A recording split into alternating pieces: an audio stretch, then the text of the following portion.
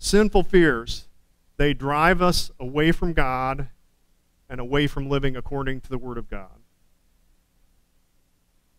So let's look now at what does fear do to us, actually, physically. It sets off, let's think about this for a second. Say you're on the train tracks and your car stalls, and you look up, and guess what? There's an oncoming train. You think that does anything to you? Yeah, man, my heart's starting to beat a little faster here.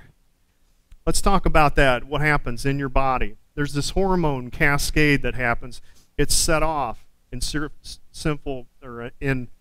in fearful situations like this one where the train is coming. Your body immediately secretes hormones. One of them is adrenaline. It's going to make your heart beat faster, your breathing to be more rapid, so you can get more oxygen to get to your muscles so you can move more quickly. This fight or flight response that it talks about in physiology. It also even makes your vision more acute, your hearing more acute. So you're ready in an instant as you see that train coming to click your accelerator, stamp on the, click your ignition, stamp on the accelerator, and get out of there.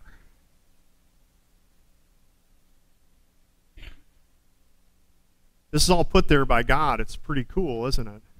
It's pretty amazing. God's given us this system that allows us to ramp it up in just a few seconds. This system doesn't only kick in for real danger, though.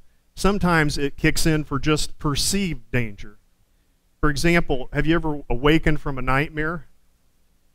You wake up, and all of a sudden, like, wow, I really do feel like I've been in that situation with the train, or maybe I felt like I was falling, and I've got this fast heartbeat, and I'm breathing faster, and I'm tense.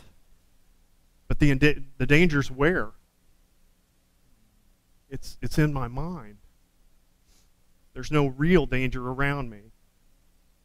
That's what happens to a person who has a panic attack. It starts with some real event, usually, but then later it gets associated in their mind with just a situation, like maybe driving a car or going into an elevator.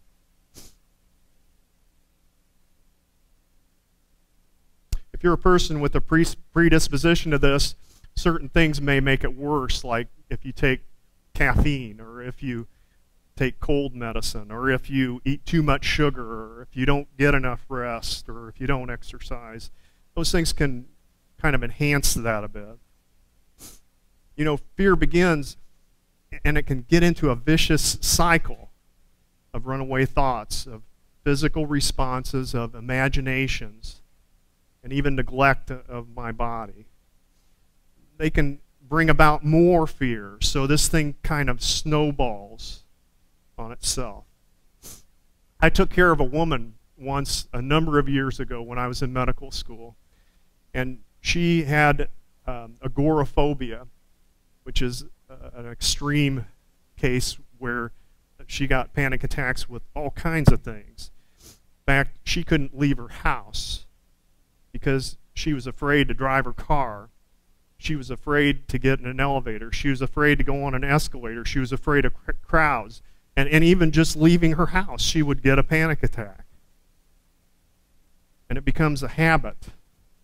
And you can become imprisoned by your fears. She couldn't leave. She was literally, by her fears, they were like bars for her, around her. She could not get out of that situation. It's a slavery that happens to people in this situation where it's become habitual and chronic.